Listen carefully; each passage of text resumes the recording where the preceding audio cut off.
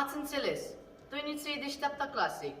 Îi place istoria, cai vezi pe pereți, scrie și poezii și uneori visează cu ochii deschiși. Radu, Ce este? nu fi măgar.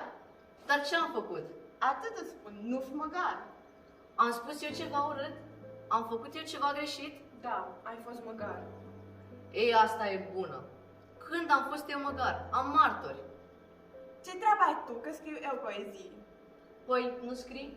Da, dar ce trebuie să spui la toată lumea? Păi, nu le scrii ca să le citească lumea? Nu, le scriu pentru mine. Atunci te rog scuză-mă. Nu te scuz, pentru că ai fost nepoliticos, măgar și intri cu păcați unde nu trebuie. Mai încerc să-ți cer scuze odată, poate te iartă.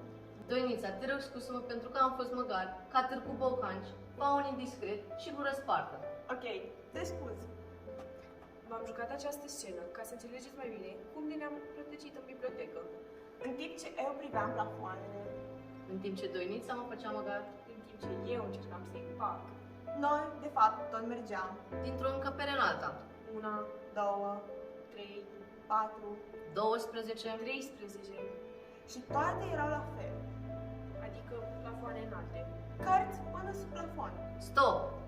Gata, haideți să ieșim, că poate a stat ploaia. O clipă să ne facem totuși un selfie. Ciudat. Ce-i? Nu am semnal. Nici eu. Nici eu. Ne-am îndreptat noi spre ieșire. Sau mai bine spus, în direcția în care credeam că era ieșirea. Numai că...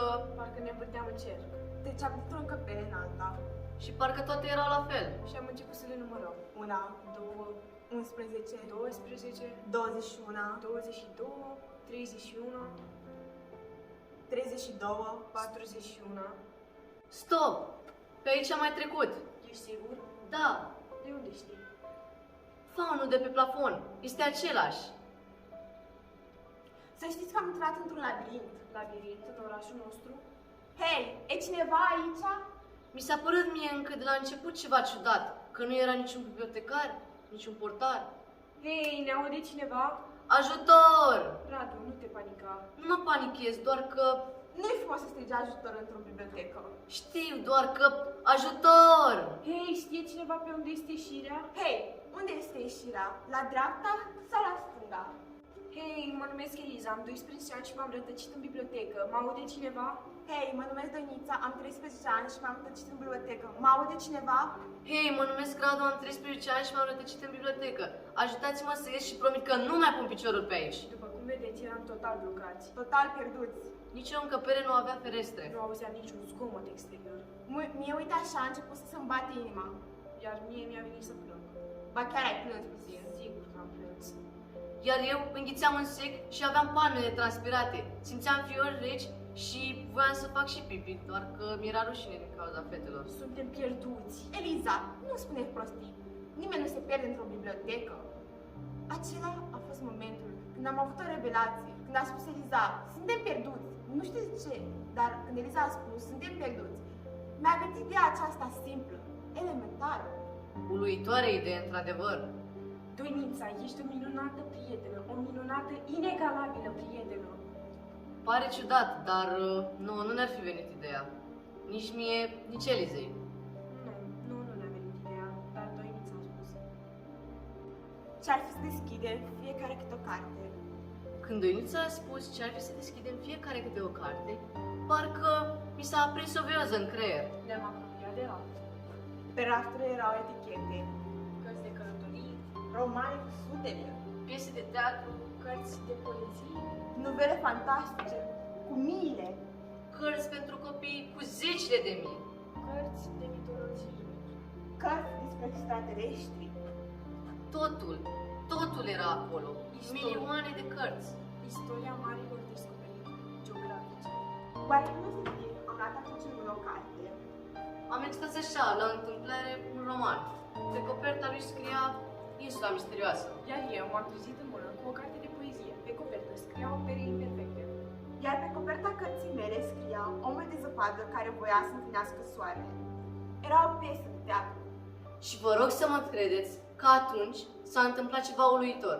Ne-am deschis toți trei cartea, cărțile. Am început să citim. Și brusc ne-am dat seama Că biblioteca avea totuși ferestre. ferestre pe care nu le văzuserăm până atunci. atunci. Ferestre mari care dădeau spre stradă, spre piața mare, spre parc, spre școală. Spre gara centrală, spre propriile noastre locuințe, spre birourile unde lucrează părinții noștri, spre trecut și viitor. Spre tot felul de munți, de mări, de nori, de iubiri, de întrebări și de răspunsuri. Și spre noi înșine. Și nu ne-am mai temut de nimic. Ne-am îndreptat citim spre ieșire, Acum înțelegeți de ce ne aflăm în fața voastră. cu cărțile astea în mână, Vrem să vă dăruim. Da, vrem să vă dăruim. pentru că sunteți toți niște inegalabili prieteni. Vrem să vă dăruim câte o fereastră. Tăiați.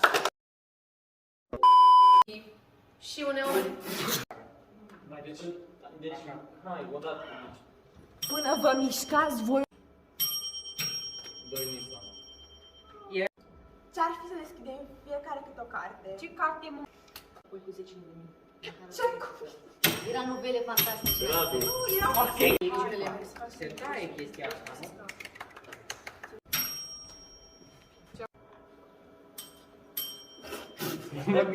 Alt test.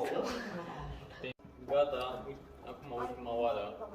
Ne auzim. It's the season to be jolly.